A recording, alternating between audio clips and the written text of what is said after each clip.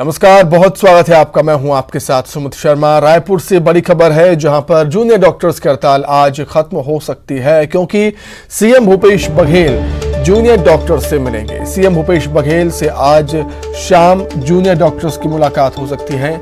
6 दिनों से जुड़ा हड़ताल कर रहे हैं, आंदोलन पर हैं अपनी विभिन्न मांगों को लेकर।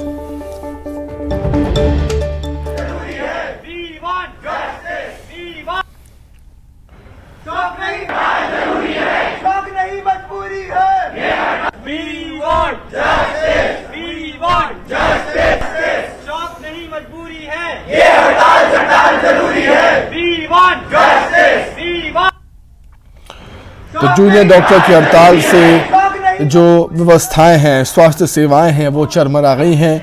उन पर बुरी तरीके से असर पड़ रहा है। अधिक जानकारी के लिए सीधे हम रायपुर का रुख कर लेते हैं। देवव्रत भगत हमारे साथ जुड़ गए हैं लाइव रायपुर से। देवव्रत, 6 दिनों से जूडा की हड़ताल जारी है। अब उम्मीद है कि सीएम भूपेश बघेल से मुलाकात के बाद शायद कुछ हल इस निकले इस समस्या का।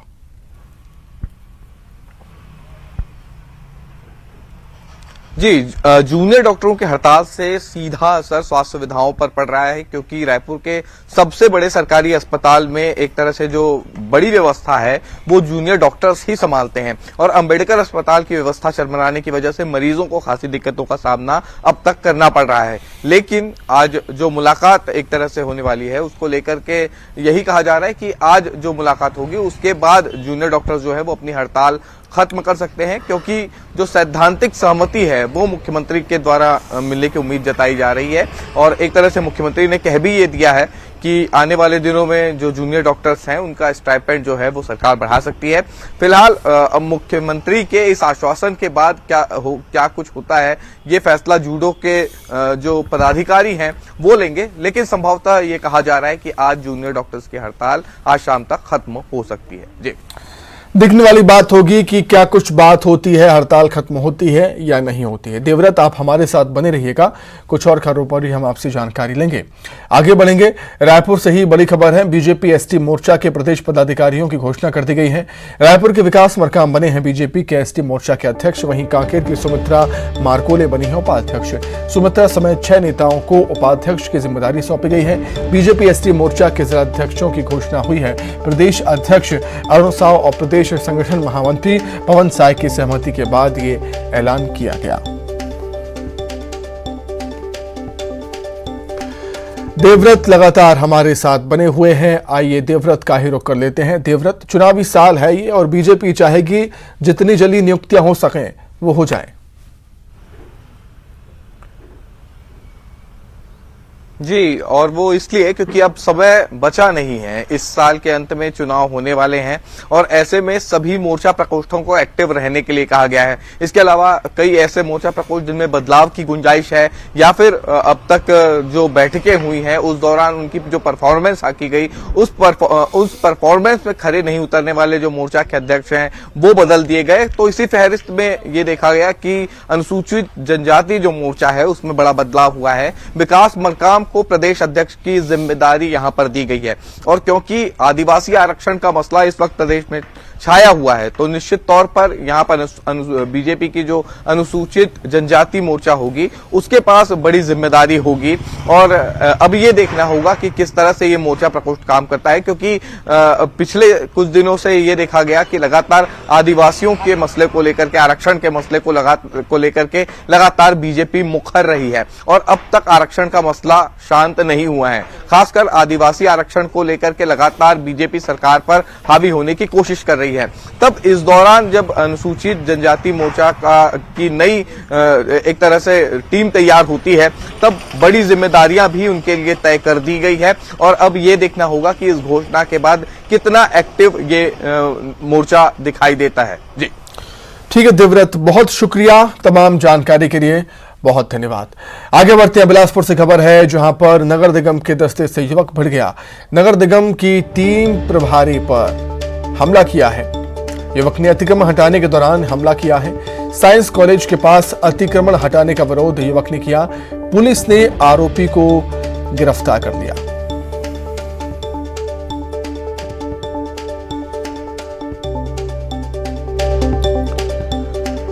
तो नगर निगम के दस्ते से युवक भूल गया। बिलासपुर से खबर आपको बता रहे हैं, साइंस कॉलेज के पास से अतिक्रमण को हटाया जा रहा था। तस्वीरों में आप देख सकते हैं किस तरीके से बुलडोजर के जरिए वहां पर अतिक्रमण हटाया जा रहा था और इसी दौरान एक युवक निगम की टीम से भिड़ जाता है। नगर निगम की टीम प्रभारी पर हमला हो जाता है। अतिक्रमण हटाने के दौरान विरोध युवक कर रहा था। अब पुलिस ने आरोपी युवक को गिरफ्तार कर लिया।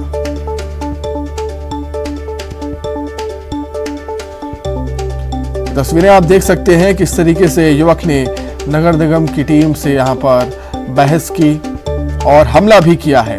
पहले बात हुई, विवाद हुआ, बहस हुई, उसके बाद हमले की नौबत तक आ गई थी। युवक ने नगर निगम की टीम प्रभारी पर हमला कर दिया था।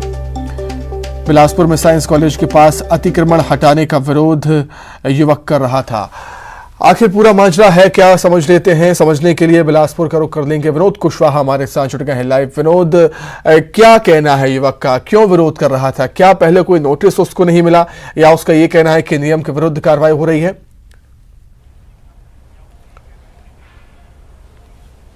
देखिए, दरअसल ये पूरा मामला, चूंकि नगर निगम का जो अतिक्रमण दस्ता है वो शहर के अलग अलग इलाकों में, खासतौर पर जो फुटपाथ के किनारे ठेले वाले, खोमचे वाले, चाय वाले, इन लोगों ने अवैध कब्जा कर रखा है। और आमतौर पर जो फुटपाथ है वो लोगों के पैदल आने जाने के लिए, ताकि रास्ता जाम ना हो, उस लिहाज से अब चूंकि स्मार्ट सिटी की तरफ बिलासपुर बढ़ रहा है, उसी लिहाज से शहर को डेवलप करने के लिए नगर निगम की जो टीम है वो लगातार लगी हुई है। और एक दस्ता जो अतिक्रमण हटाने के काम में लगा हुआ है, लगातार 3-4 दिनों से शहर के अलग अलग इलाकों में आज अतिक्रमण हटाने की कार्यवाही हो रही है। सरकंडा जब ये अतिक्रमण की टीम पहुंची हुई थी, वहां पर होम साइंस जो कॉलेज है वहां से उसे हटाने का प्रयास किया जा रहा था। तो एक गोल्डी नाम का युवक जो है वो पीछे से जाकर के अतिक्रमण प्रभारी पर उसने तार से गला दबाने की कोशिश की और उस दौरान लोगों ने बीच बचाव किया और जो लोग वहां पर निगम के मौजूद थे, प्रत्यक्षदर्शी मौजूद थे, बाद में किसी तरह से उससे छुड़ाए युवक से, उसके साथ बल्कि मारपीट भी की। हालांकि निगम प्रभारी के द्वारा बाद में उसे रोका गया और फिर FIR दर्ज कराई गई सरकंडा थाने में।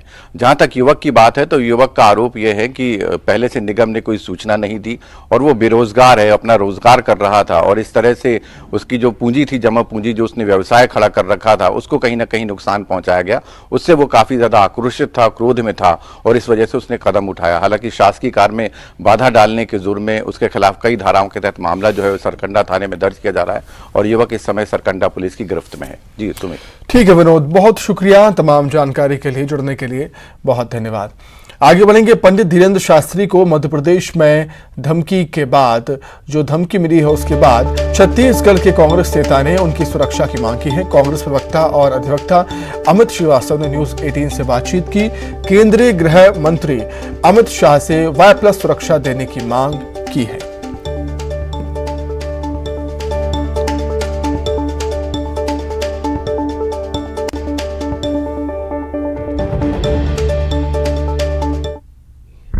और बागेश्वर पीठाधीश्वर अभी पिछले 7 दिनों से हमारे एक बड़े भाई हैं ओम प्रकाश मिश्रा जी, उन्होंने उनकी कथा कराई थी और 7 दिनों से हम उनके साथ थे।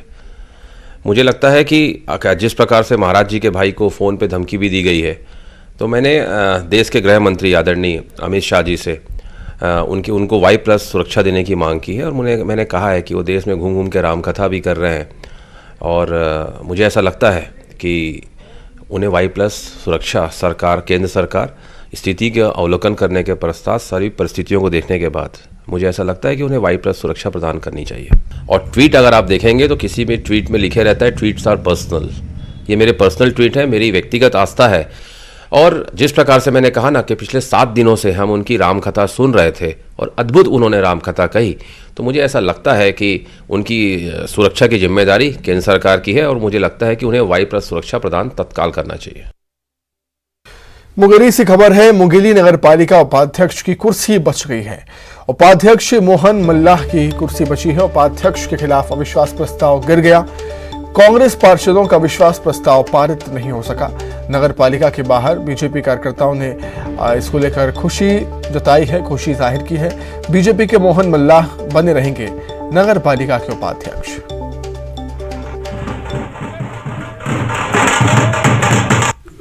सरकार के विरुद्ध में मैं जीत के मेरे विरुद्ध में अविश्वास प्रस्ताव नहीं आया। मैं बहुत खुशी हूँ और मैं अपने भारतीय जनता पार्टी के सांसद, विधायक एवं मेरे जितने सहयोगी पार्षद हैं सभी को मैं बहुत बहुत आभार करता हूँ। वो 18 तारीख 11वां महीना में मेरे को भारतीय जनता पार्टी ने स्वीकार लिया है और अध्यक्ष के खिलाफ हम लोग पूरा मिल के उसके जाति के संबंध में बोले, इसलिए वो मेरे खिलाफ में देश भावना से लेके आया था। ये नगर पालिका में एक ऐसा मैं व्यक्ति हूँ उपाध्यक्ष कि पूरे बैठक में मैं उपस्थित हूँ। बाकी तो और पार्षद है जो एक इतने दिन 3 साल में एक बैठक में आए। मैं तो पूरा 100% सिर्फ अकेला मैं हूँ जो 100% उपस्थिति दर्ज है।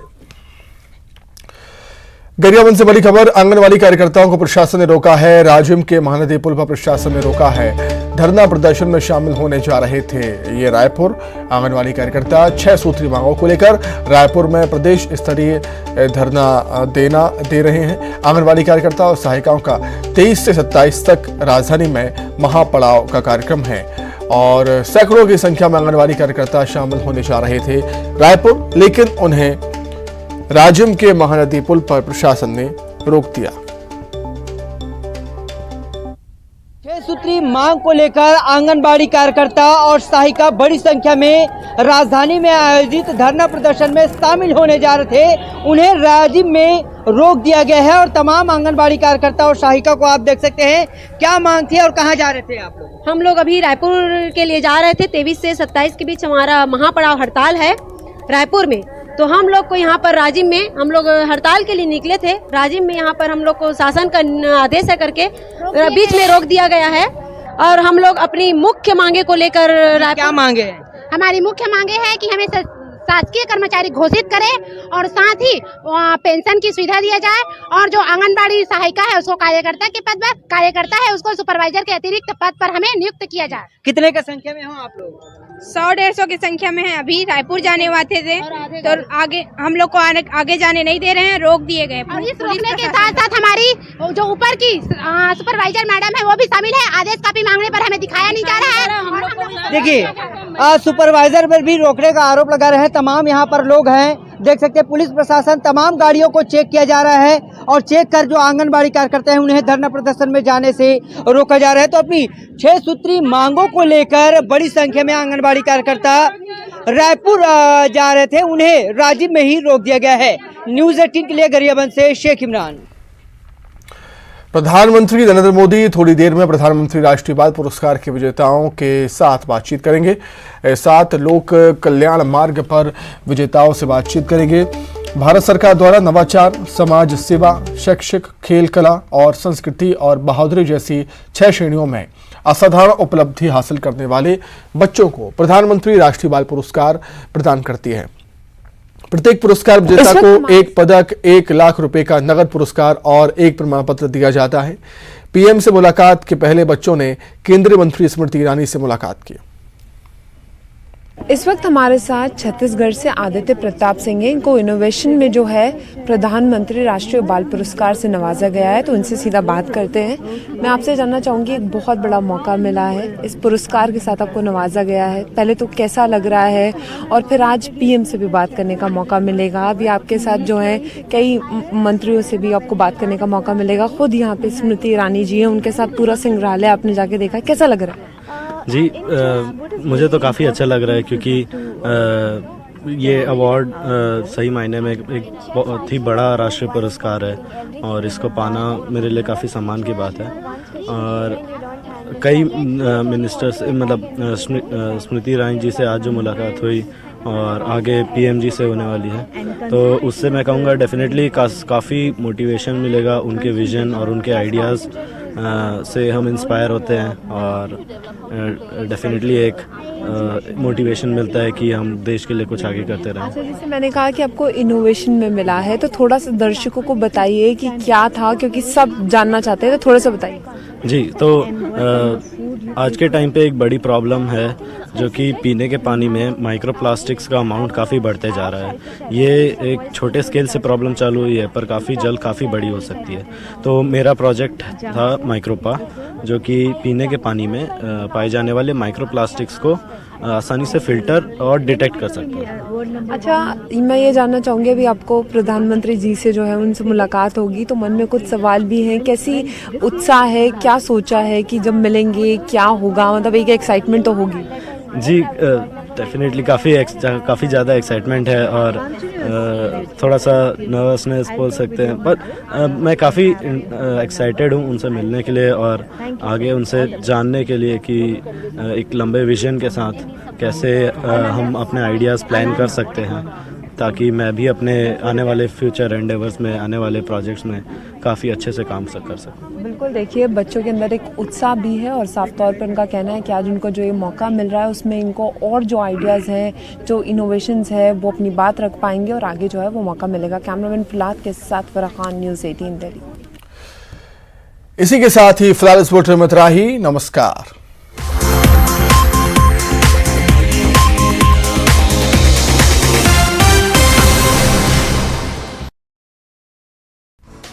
आरक्षण को लेकर मंत्री अमरजीत भगत का बयान, कहा राज्यपाल आदिवासी